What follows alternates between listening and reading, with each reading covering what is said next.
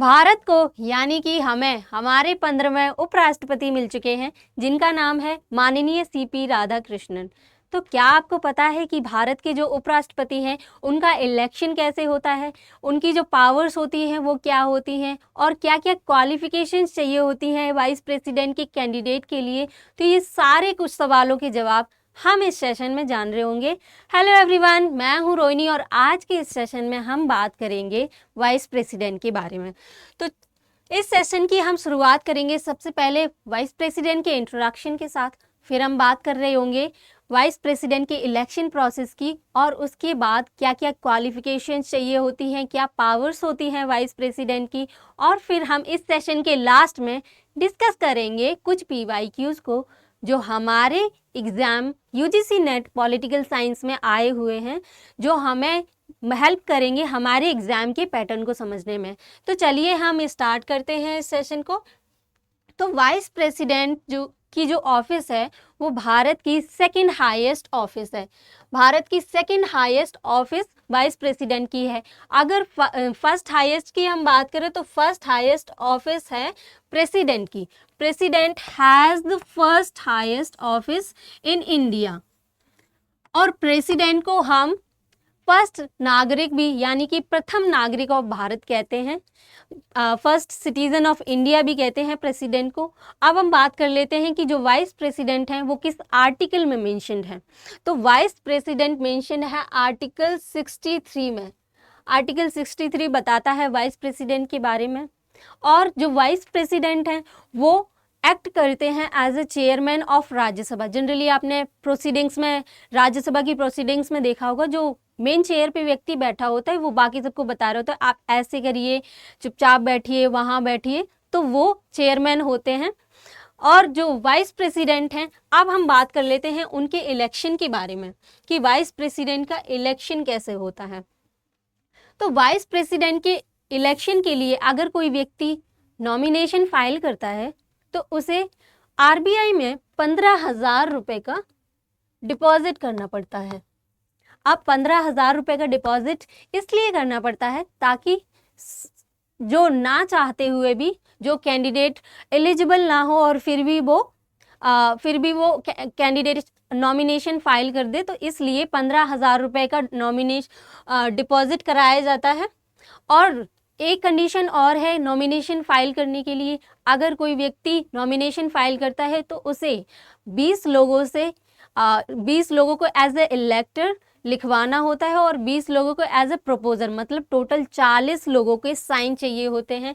यानी कि 20 लोग रिकमेंड कर रहे होते हैं, प्रपोज कर रहे होते हैं कि ये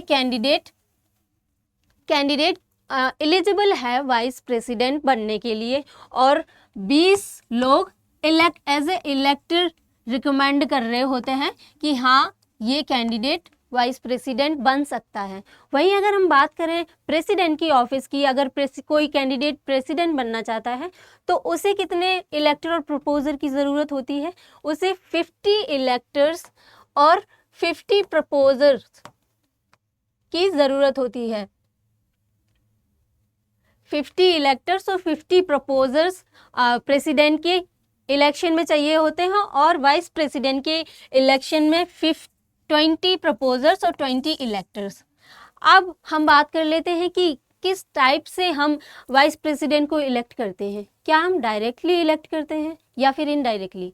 अब डायरेक्टली कैसे? जैसे प्रधानमंत्री के जो इलेक्शंस होते हैं, हम किसी पोलिंग बूथ पर जाकर अपना वोट डालते हैं, तो भारत के जो नागरिक होते हैं वो डायरेक्टली अपने प्राइम मिनिस्टर को इलेक्ट करते हैं।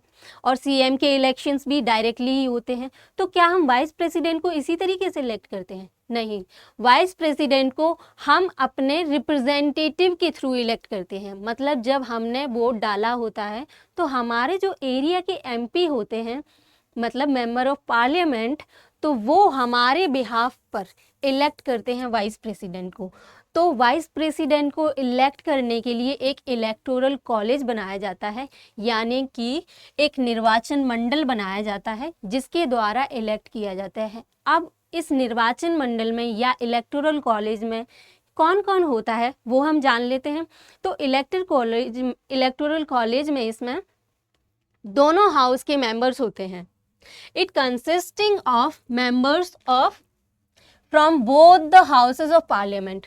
पार्लियामेंट की यानी कि संसद के दोनों सदनों के सदस्य इस इलेक्टोरल कॉलेज में यानी कि निर्वाचन मंडल में होते हैं। वहीं अगर हम बात करें प्रेसिडेंट की इलेक्शन की, तो प्रेसिडेंट की इलेक्शन का जो इलेक्टोरल कॉलेज होता है उसमें कुछ एक्सेप्शन होता है। मतलब अगर इसमें सारे मेंबर्स, दोनों हाउस के सारे मेंबर्स होते हैं, लेकिन वहीं अगर हम बात करें प्रेसिडेंट की इलेक्शन की, तो जो प्रेसिडेंट के इलेक्टोरल कॉलेज होता है उसमें लोकसभा के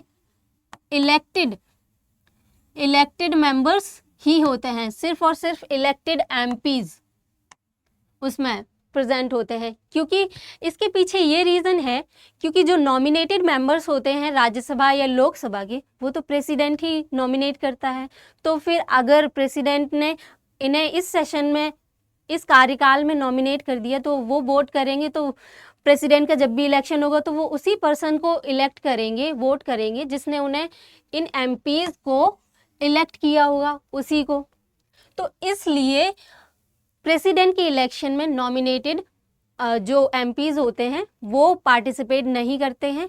और एक एक्सेप्शन और होता है कि प्रेसिडेंट के इलेक्टोरल कॉलेज में जो यूटीज जिनके पास लेजिस्लेचर है, जिनमें लेजिस्लेचर है, उन यूटीज के एमपी और उन यूटीज के member legislative MLAs, member of legislative assemblies, और सारे जो स्टेट हैं उनके मेंबर ऑफ लेजिस्लेटिव असेंबलीज के मेंबर वो पार्टिसिपेट करते हैं प्रेसिडेंट के इलेक्शन में। और वहीं अगर हम बात करें वाइस प्रेसिडेंट के इलेक्शन की, तो वाइस प्रेसिडेंट का जो इलेक्टोरल कॉलेज होता है उसमें सिर्फ और सिर्फ पार्लियामेंट के दोनों सदनों के सदस्य मौजूद होते हैं, वही इलेक्ट करते हैं। अब क्या टाइप होता है इस इलेक्शन का, तो वो होता है प्रोपोर्शनल रिप्रेजेंटेशन। इट इज़ एक सिस्टम होता है प्रोपोर्शनल रिप्रेजेंटेशन, जिसमें हमें कई सारे ऑप्शंस मिलते हैं। जैसे 4 ऑप्शंस हैं तो हमने चारों पे ऐसे ऐसे टिक कर दिया। तो प्रोपोर्शनल रिप्रेजेंटेशन का ये मेथड होता है by the single transferable vote. तो इस मेथड से भारत के प्रेसिडेंट और वाइस प्रेसिडेंट दोनों को इलेक्ट किया जाता है। In the vice presidential election, a secret ballot system is followed. एक सीक्रेट बैलेट सिस्टम को फॉलो किया जाता है, वो प्रेसिडेंट के इलेक्शन में भी फॉलो किया जाता है और वाइस प्रेसिडेंट के इलेक्शन में भी फॉलो किया जाता है। अब 2 टाइप के सिस्टम होते हैं, एक सीक्रेट बैलेट, एक ओपन बैलेट। तो ओपन बैलेट में क्या होता है, आप दिखा के वोट करते हो कि हाँ हमने इनको वोट किया, और सीक्रेट बैलेट में होता है आपने एक पेपर पे लिखा, उसे फोल्ड किया और आपने बॉक्स में डाल दिया। जैसे पंचायत के इलेक्शंस होते हैं उसी तरीके से सीक्रेट बैलेट का वो सिस्टम होता है followed, and each vote carries equal value. तो इसमें जो भी वोट होते हैं सारे वोट्स की इक्वल वैल्यूज होती है। तो ये था वाइस प्रेसिडेंट के इलेक्शन के बारे में। अब हम बात कर लेते हैं कि अगर कोई कैंडिडेट नॉमिनेशन फाइल कर रहा है तो उसके पास क्या क्या क्वालिफिकेशंस होनी चाहिए, उनके बारे में हम बात कर लेते हैं। तो सबसे पहले वो भारत का नागरिक होना चाहिए। अगर कोई व्यक्ति भारत का नागरिक नहीं है तो वो वाइस प्रेसिडेंट के इलेक्शन के लिए नॉमिनेशन फाइल नहीं कर सकता। तो ही should be a citizen of India, एक सिटीजन ऑफ इंडिया होना चाहिए, और उनकी जो एज है वो 35 ईयर्स पूरी होनी चाहिए। 35 ईयर्स की एज के होने चाहिए, और ही should be qualified for the being the member of Rajya Sabha, मतलब राज्यसभा के मेंबर बनने के लिए क्वालिफाई होने चाहिए। He should be qualified for election as a member of the Rajya Sabha, Rajya Sabha के मेंबर के इलेक्शन के लिए काबिल क्वालिफाई होने चाहिए। And he should not hold any office of profit. अभी ये एक कंडीशन अप्लाई होती है, ये जो 3 हैं ये तो क्वालिफिकेशंस हो गई, अब ये जो 2 बची हैं ये है कंडीशंस। तो सबसे पहली कंडीशन है कि जो उपराष्ट्रपति के लिए अगर कोई कैंडिडेट नॉमिनेशन फाइल कर रहा है तो वो किसी ऑफिस ऑफ प्रॉफिट में नहीं होना चाहिए। अब ऑफिस ऑफ प्रॉफिट का यहाँ क्या मतलब है कि गवर्नमेंट ऑफ इंडिया, भारत सरकार के अंदर किसी भी पद पर नहीं होना चाहिए, या फिर वो राज्य सरकार हो या केंद्र सरकार हो, तो किसी भी सरकार के अंदर अगर कोई व्यक्ति किसी पद पर है तो वो एक ऑफिस ऑफ प्रॉफिट होल्ड कर रहा है, तो वो डिस्क्वालीफाई हो जाएगा। अगर वो नॉमिनेशन फाइल कर रहा है तो सबसे पहले उसे अपनी ऑफिस ऑफ उस ऑफिस को छोड़ना होगा, उसके बाद वो अप्लाई कर सकता है वाइस प्रेसिडेंट के लिए। और दूसरी कंडीशन है, he should not be a member of either house of parliament. अगर कोई व्यक्ति नॉमिनेशन फाइल कर रहा है और किसी भी हाउस में से, दोनों सदनों में से अगर किसी भी हाउस का मेंबर है, तो वो व्यक्ति, उस व्यक्ति को अगर वो वाइस प्रेसिडेंट की पोजीशन पे आ भी जाते हैं तो ऑफिस में जैसे ही पहला कदम रखेंगे तो वो या तो इस जो मेंबरशिप होगी इस हाउस की, किसी भी हाउस की, वो उस मेंबरशिप से डिस्क्वालीफाई हो जाएंगे, मतलब उस मेंबरशिप को उनको छोड़ना पड़ेगा।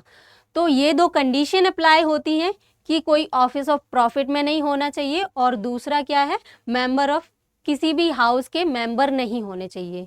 तो ये क्वालिफिकेशंस एंड कंडीशंस हो गई। अब हम बात कर लेते हैं टर्म्स एंड वैकेंसीज की, कि क्या टर्म्स होती हैं और क्या वैकेंसीज कब। तो वाइस प्रेसिडेंट का क्या टर्म होता है, तो जो वाइस प्रेसिडेंट का टर्म होता है 5 year. He holds office for 5 years. 5 year mentioned है, लेकिन अगर कोई जैसे इनका टर्म पूरा भी हो गया है, पूरा कार्यकाल भी कर लिया है, लेकिन अभी नए इलेक्शन हुआ भी नहीं है, दूसरा व्यक्ति आया नहीं है, तो वाइस प्रेसिडेंट तब तक उस ऑफिस में रुक सकते हैं जब तक वो नया वाइस प्रेसिडेंट का जो कैंडिडेट है वो नहीं आ जाता, तो वो तब तक अपनी ऑफिस में रुक सकते हैं। एंड कैन बी री elected for any number of times. Vice president को कितने भी बार इलेक्ट किया जा सकता है। इसकी एग्जाम्पल जो है वो हामिद अंसारी हैं, वो 2 बार वाइस प्रेसिडेंट बन चुके हैं। And removal by a resolution of the Rajya Sabha passed by an absolute majority and agreed by the Lok Sabha. अगर हम प्रेसिडेंट के रिमूवल की बात करें तो रिमूवल कैसे हो सकता है, इसके लिए राज्यसभा के सारे मेंबर्स मिलकर, मतलब मेजॉरिटी ऑफ द मेंबर्स मिलकर राज्यसभा के जो प्रेजेंट हैं वो एक रेजोल्यूशन पास करेंगे, और ये रेजोल्यूशन केवल और केवल राज्यसभा में ही पास की जा सकती है, केवल और केवल राज्यसभा में ही लाई जा सकती है, इनिशिएट की जा सकती है, लोकसभा में नहीं। क्योंकि जो उपराष्ट्रपति हैं वो राज्यसभा के सदस्य होते हैं, इसलिए सिर्फ और सिर्फ राज्यसभा में इस रेजोल्यूशन को इनिशिएट किया जा सकता है। लोकसभा में सिर्फ और सिर्फ सिंपल मेजॉरिटी से पास कराना होता है, और इसमें जो है एब्सोल्यूट मेजॉरिटी से राज्यसभा में पास होना चाहिए, मतलब जो मेजॉरिटी ऑफ मेंबर्स हैं राज्यसभा के वो इसे पास कर देते हैं। लेकिन एक कंडीशन इस पे भी अप्लाई होती है कि कोई भी रेजोल्यूशन ऐसा लाने से पहले 14 दिन का नोटिस देना होता है वाइस प्रेसिडेंट को। अगर कोई वाइस प्रेसिडेंट को रिमूव करना है राज्यसभा के किसी भी सदस्य को, तो वो उन्हें 14 दिन का नोटिस देगा, उसके बाद ही इस रेजोल्यूशन को लाया जा सकता है पार्लियामेंट में। उपराष्ट्रपति का कार्यकाल 5 वर्षों का होता है। उन्हें किसी भी संख्या में कार्यकालों के लिए पुनः निर्वाचित किया जा सकता है। वही, और रिमूवल राज्यसभा में पूर्ण बहुमत से पारित प्रस्ताव और लोकसभा की सहमति से ही होता है। अब वैकेंसी की अगर हम बात कर लेते हैं कि वैकेंसी किस किस तरीके से हो सकती है, या तो वाइस प्रेसिडेंट की डेथ हो जाए, या फिर वो किसी कारणवश रिज़ाइन कर देते हैं। जैसे अभी जो हमारे वाइस प्रेसिडेंट इलेक्ट हुए हैं वो पहले धनखड़ जी थे वाइस प्रेसिडेंट, उनकी तबीयत खराब होने की वजह से उन्होंने वाइस प्रेसिडेंट की पोजीशन से रिज़ाइन कर दिया, जिसकी वजह से हमें 15th वाइस प्रेसिडेंट मिले। तो ये कुछ रीजंस हो सकते हैं वैकेंसीज के वाइस प्रेसिडेंट की ऑफिस में। तो और जो वाइस प्रेसिडेंट हैं, अब हम बात कर लेते हैं उनकी पावर्स और फंक्शंस की, कि वाइस प्रेसिडेंट की क्या क्या पावर्स होती है और क्या फंक्शंस होते हैं। तो presides over the Rajya Sabha election, अभी हमने बात की थी ना कि राज्यसभा के चेयरमैन की तरह काम करते हैं, चेयरमैन के रूप में कार्यरत होते हैं वाइस प्रेसिडेंट। तो जब चेयरमैन के रूप में कार्यरत होंगे तो जो सेशंस होंगे राज्यसभा के उन सबको प्रिसाइड करेंगे, उन सबको संबोधित करेंगे। अब दूसरा, मेंटेन्स ऑर्डर एंड डिकोरम, अगर कोई व्यक्ति मेन चेयर पे बैठा है तो वो चाहेगा कि सदन में शांति बनी रहे, तो डिकोरम बनाए रखने की कोशिश करते हैं ये। और act as the president of India in the absence, death or resignation of the president until a new one is elected. और प्रेसिडेंट की तरह काम करते हैं, के रूप में भी काम करते हैं। जैसे सपोज अगर प्रेसिडेंट की डेथ हो जाती है तो वाइस प्रेसिडेंट की तरह काम करते हैं, जो प्रेसिडेंट की ऑफिस है वाइस प्रेसिडेंट होल्ड करते हैं। अब ये कितने टाइम तक रह सकते हैं vice president as a president? For maximum 6 month, 6 month के लिए ये एज अ प्रेसिडेंट एक्ट कर सकते हैं, और आफ्टर 6th मंथ उनको इलेक्शन कराना ही होगा, ये कॉन्स्टिट्यूशन में मेंशन्ड है। तो जो भारत के जो वाइस प्रेसिडेंट हैं, अगर डेथ हो जाए या फिर किसी कारणवश वो अपनी ऑफिस होल्ड नहीं कर पा रहे हैं प्रेसिडेंट, तो वहाँ पर वाइस प्रेसिडेंट कार्यरत हो जाएंगे एज अ प्रेसिडेंट। तो ये थे इनके पावर्स एंड फंक्शंस। अब हम बात कर लेते हैं कुछ PYQs की। तो सबसे पहला क्वेश्चन है that how long can the vice president act as president when the office of president falls vacant? अभी हमने बात की थी ना कि जो भारत के वाइस प्रेसिडेंट हैं वो कितने टाइम के लिए ऑफिस होल्ड कर सकते हैं प्रेसिडेंट की, तो उसका सही आंसर की अगर हम बात करें तो ये है 6 मंथ। मैक्सिमम 6 मंथ के लिए वाइस प्रेसिडेंट की ऑफिस को होल्ड कर सकते हैं। अब हम बात कर लेते हैं नेक्स्ट क्वेश्चन की। तो इसका सही आंसर जो है ना वो 3rd is the right answer. Next question है that when the president of India resigns, he addresses resignation letter to. अब ये पूछ रहे हैं कि अगर प्रेसिडेंट रिजाइन करते हैं अपनी ऑफिस से तो वो रेजिग्नेशन लेटर किसको देंगे? तो वाइस प्रेसिडेंट अगर रिजाइन करते हैं तो वो किसको देंगे रेजिग्नेशन लेटर? तो सबसे पहले हम बात कर लेते हैं प्रेसिडेंट की, कि प्रेसिडेंट अगर रिजाइन करते हैं तो वो लेटर किसको देते हैं? वो देते हैं the vice president of India को। अब प्रेसिडेंट तो दे रहे हैं वाइस प्रेसिडेंट को, अब जब वाइस प्रेसिडेंट अगर रिजाइन करना चाहेंगे तो वो किसको देंगे? वो देंगे प्रेसिडेंट को। तो रेजिग्नेशन लेटर प्रेसिडेंट देते हैं वाइस प्रेसिडेंट को और वाइस प्रेसिडेंट देते हैं प्रेसिडेंट को। कितना सिंपल है ना ये क्वेश्चन। तो इसका सही आंसर वो है 3rd is the right answer of this question. अब हम बात कर लेते हैं अगले क्वेश्चन की। Consider the following vice presidents of India in order to occupy the office in chronological order. अब इस क्वेश्चन में पूछा गया है कि ये जो वाइस प्रेसिडेंट के नाम दिए हैं इनको क्रोनोलॉजिकल ऑर्डर में आप लगाइए कि पहले किसने होल्ड किया, कौन आया सबसे पहले। BS शेखावत आई सबसे पहले, या KR नारायण आए, या MH हिदायतुल्लाह आए, BD जत्ती आए, या GS पाठक आए। तो इनकी अगर हम बात करें तो GS पाठक जो है बाकी सबसे पहले आए हुए हैं, फिर इनके बाद आए हैं BD जत्ती। तो हम पहले E देख लेते हैं, हम एलिमिनेशन टेक्निक अप्लाई करके देखते हैं, क्योंकि UGC नेट में ऐसे बहुत सारे क्वेश्चंस आते हैं जिनमें अगर आप एलिमिनेशन टेक्निक अप्लाई करते हैं तो आप आसानी से कर ले जाएंगे क्वेश्चंस को। तो GS पाठक सबसे पहले आए हैं, तो हम देख लेते हैं E सबसे पहले किसमें है। इसमें नहीं है, इसमें है, इसमें नहीं है, इसमें नहीं है। तो मतलब हमारे पास एक ही ऑप्शन ऐसा है जिसमें G सबसे पहले है, उसके बाद D है, फिर C है, फिर B, फिर A। तो GS पाठक आए, उसके बाद BD जत्ती, फिर M हिदायतुल्लाह, फिर KR Narayan and then BS Shekhawat. तो हमारा सही आंसर जो है वो सेकंड हो जाता है, second is the right answer. अब हम बात कर लेते हैं अगले क्वेश्चन की। Who among the following vice presidents of India later became the president of the country.